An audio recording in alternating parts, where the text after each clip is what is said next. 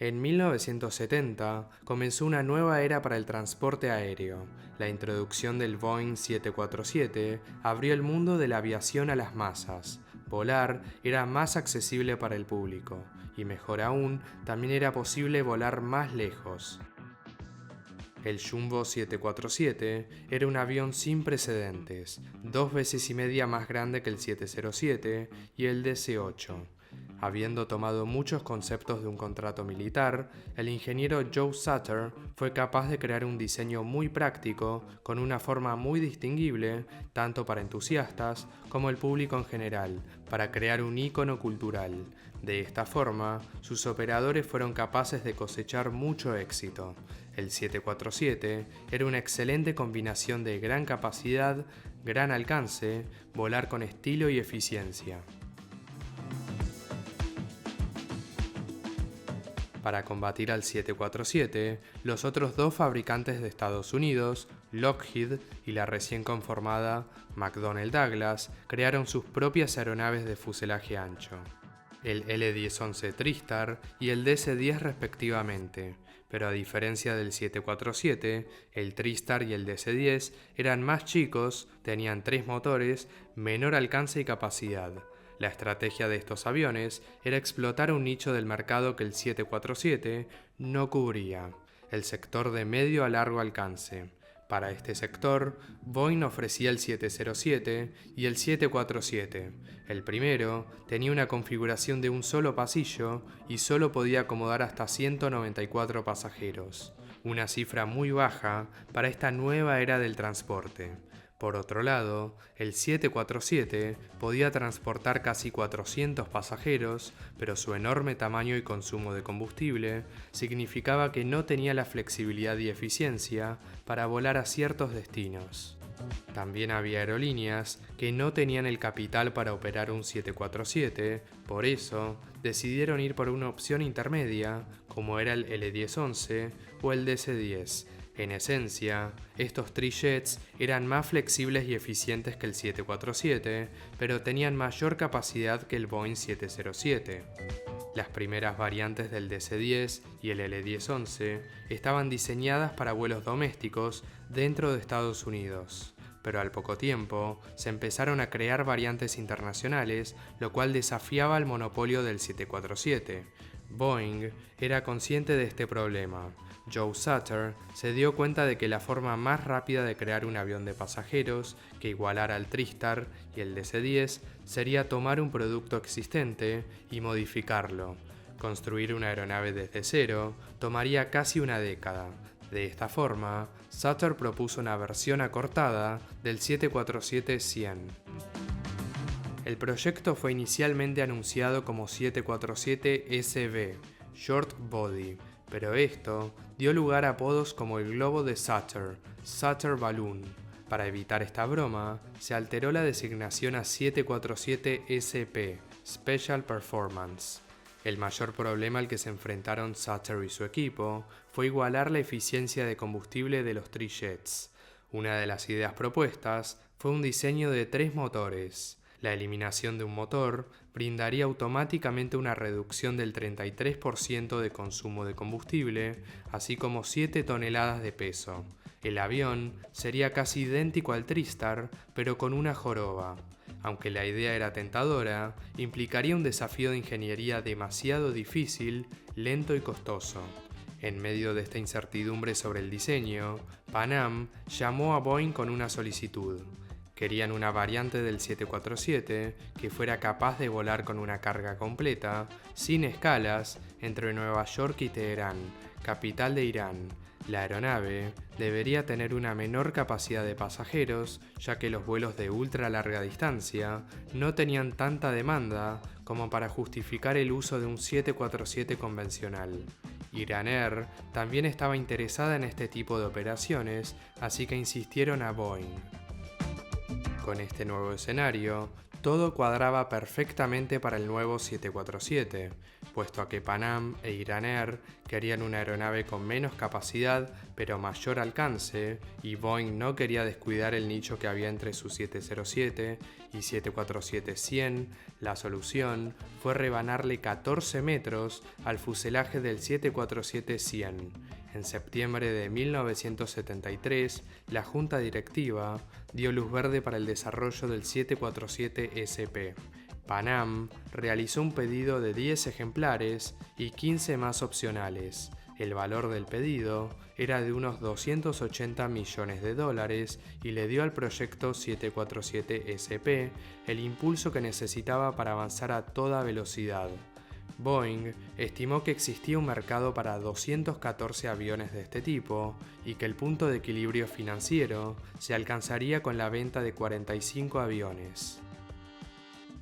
El primer Boeing 747SP salió de la fábrica el 19 de mayo de 1975 y menos de 2 meses después, el 4 de julio, realizó su primer vuelo.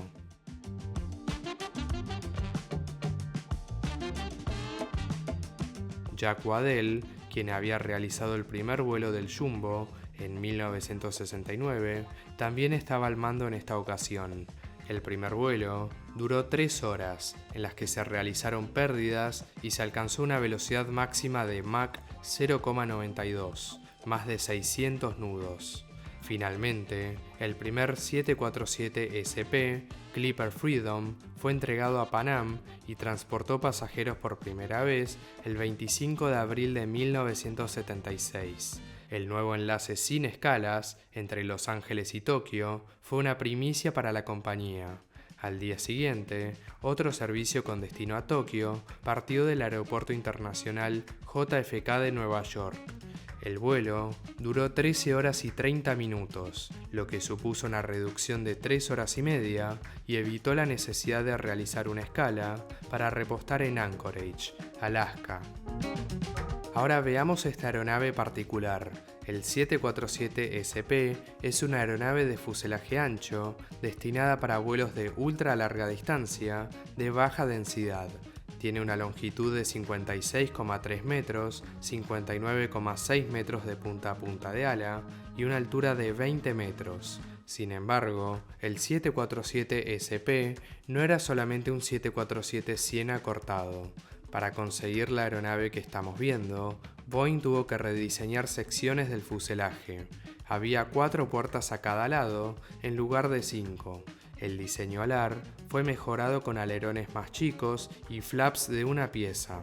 Otras diferencias visibles fueron un estabilizador horizontal 3 metros más ancho, un estabilizador vertical ligeramente más alto, un timón de doble bisagra y una ligera depresión entre la mampara del fuselaje y los estabilizadores, algo así como otra mini joroba. Para la planta motriz, los operadores podían elegir entre los Pratt & Whitney JT9D, los mismos que llevaba el 747-100, o los Rolls-Royce RB211, que utilizaba el TriStar.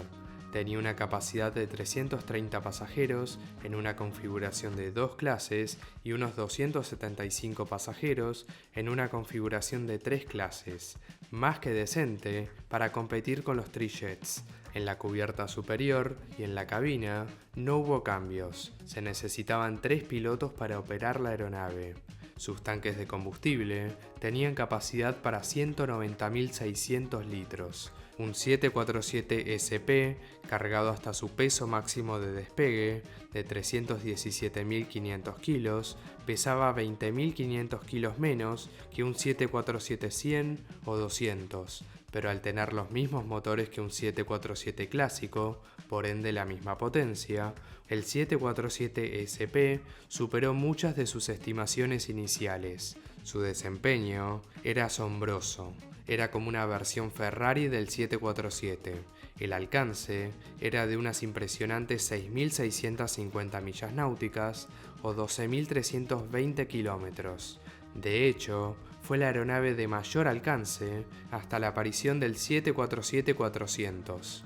El SP podía mantener velocidades de crucero de Mach 0,86 y volar en altitudes de hasta 45.000 pies, unos 13.700 metros. El 1 de mayo de 1976, Clipper Freedom comenzó una vuelta alrededor del mundo. Voló de Nueva York a Nueva Delhi, luego a Tokio, para regresar a Nueva York. El vuelo de más de 23.000 millas le tomó 46 horas y 26 minutos, menos de 2 días. Si bien el 747 SP demostró un gran rendimiento, el avión realmente no tuvo el éxito que los analistas del mercado estimaron. Incluso antes de que la aeronave saliera de la fábrica, la crisis del petróleo de 1973 provocó que muchas aerolíneas se retractaran a la hora de incorporar jumbos. El 747 SP fracasó en el mercado de vuelos de media distancia. Los operadores prefirieron al DC-10 o al L-1011 para este rol. El único rol adecuado para el 747 SP era el pequeño nicho de vuelos de ultra larga distancia. Pan Am terminó siendo el principal cliente del 747 SP. Aunque pensaban incorporar hasta 25 unidades, la crisis del petróleo y su gran adquisición de 747 clásicos dañó gravemente la estabilidad financiera de Pan Am, por lo que tuvieron que reducir su orden a las 10 iniciales. Sin duda esto generó gran incertidumbre en el proyecto 747 SP.